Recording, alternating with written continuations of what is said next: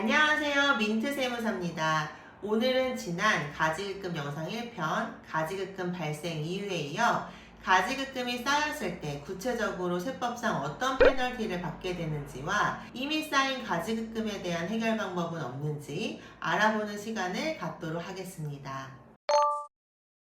지난 시간에 가지급금은 법인에서 업무와 관련 없이 자금의 대여 또는 유출이 발생했을 때 임시로 처리하는 회계 개정 과목이라고 말씀드렸었는데요. 우리가 은행에서 돈을 빌리면 당연히 이자를 지급해야 하죠. 가지급금도 법인이 특수관계자에게 일시적으로 빌려준 대여금으로 볼 수 있기 때문에 법인은 이 가지급금에 대해서 최소 법에서 정하는 이자에 상당하는 금액을 빌려준 상대방으로부터 받아야 하는데 이를 인정이자라고 합니다. 처음부터 이자를 받지 않았거나 현저하게 낮은 이자를 받고 있다면 이 법인은 특수관계자와의 거래를 통해 조세 부담을 부당하게 감소시킨 것으로 보아 인정이자를 계산하여 법인은 수익으로 처리해 법인세를 과세하게 되고 동시에 특수관계자에게는 소득세까지 부담시키게 됩니다. 가지급금이 어떤 특수관계자의 것인지 밝혀낼 수 없다면 모두 대표자가 가져간 상여로 보게 되는 것이고요. 이때 조세를 부당하게 감소시킨 것으로 판단하는 기준이 있는데 실제 받지 못한 이자가 3억 원 이상이거나 법정이자와 실제 받은 이자 간의 차이가 법정이자의 5% 이상 차이가 나는 경우에만 인정이자를 계산하게 됩니다.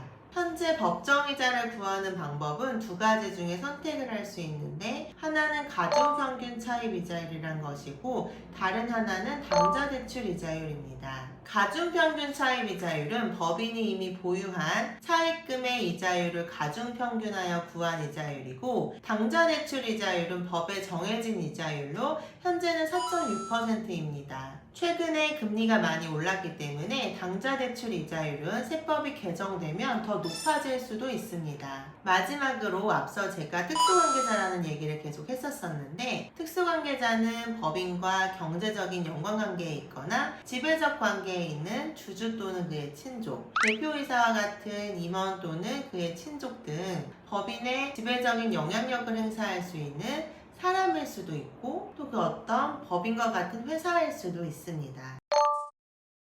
보통 회수가 어려운 채권은 일정 조건을 만족하면 이 채권을 없애면서 비용으로 인식하는 대손 처리를 할 수가 있는데 특수관계자에 대한 업무무관 가지급금은 아무리 회수가 불가능하다 하더라도 원칙적으로 대손 처리가 불가능합니다. 보통 가지급금은 대표이사가 가져간 것으로 보기 때문에 대표자와의 특수관계가 소멸할 때까지 회수되지 못한 가지급금은 실제 대표자가 퇴직 시에 전액 법인의 수익으로 인식해서 법인세가 과세되고 대표자 개인에게도 소득세가 과세되게 됩니다. 만약 법인에 대출금이 있어 은행에 지급하는 이자가 있는데 동시에 법인의 가지급금이 함께 있는 경우에는 은행에서 받은 대출금으로 자금을 유출시킨 것으로 보아 은행에 지급하는 이자에 대해서 비용으로 처리받을 수 없습니다. 이렇게 되면 인정이자가 법인의 수입으로 잡히게 되어 과세가 됨과 동시에 비용 처리해야 할 지급이자는 비용으로 인정되지 않게 되어 법인세를 이중으로 납부하는 것이 될 수 있습니다.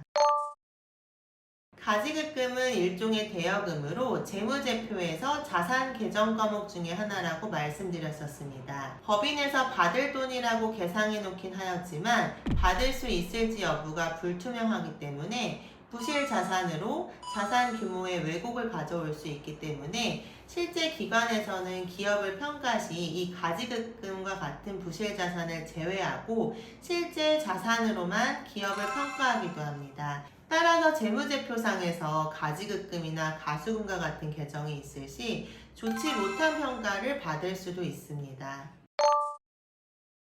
가지급금의 경우에는 회수 여부와 상관없이 지급한 이유와 방식에 따라 횡령죄가 성립할 수도 있습니다. 대표이사나 자금의 보관, 운용에 책임을 가지고 있는 자들이 이 지위를 이용해 자금을 개인적인 용도로 사용한 사례에 대해서 횡령죄를 구성한다고 본 대법원 판례가 있습니다. 때문에 동업자나 내부 고발자에 의해서 횡령으로 인한 형사사건에 휘말릴 수도 있으니 가급적 이를 투명하게 공개하고 가지급금을 해결하기 위해 노력하는 모습을 보여주는 것이 좋습니다.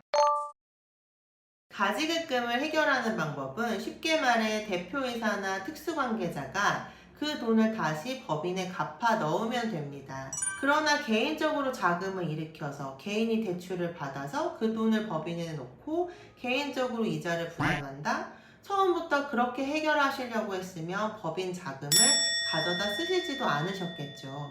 아니면 법인으로부터 급여나 상여, 배당 등으로 정당하게 소득세를 부담하고 받은 소득으로 법인에 다시 가지급금을 갚아 넣을 수도 있습니다. 그러나 이에 따라 정관 변경이나 주총 결의 등 절차를 밟아야 하고 때로는 소득세뿐만이 아니라 사대보험료까지 추가로 부담하게 되는 문제가 있을 수 있습니다. 그 다음에는 많은 컨설팅 업체들이 얘기하는 방법 중에 자기 주식에 대한 취득이나 이익소가 특허권을 이용한 방법들이 있을 수 있으나 이것 또한 여러 가지 조건에 맞아야 하고 많은 컨설팅 수수료가 발생할 수 있습니다. 가지급금은 한 번에 해결할 수 있는 방법도 없고 해결하는데도 많은 비용과 세금이 발생합니다. 최대한 발생하지 않게 관리하면서 법인을 운영하는 것이 저의 경험상 최선의 절세가 아닐까 생각합니다.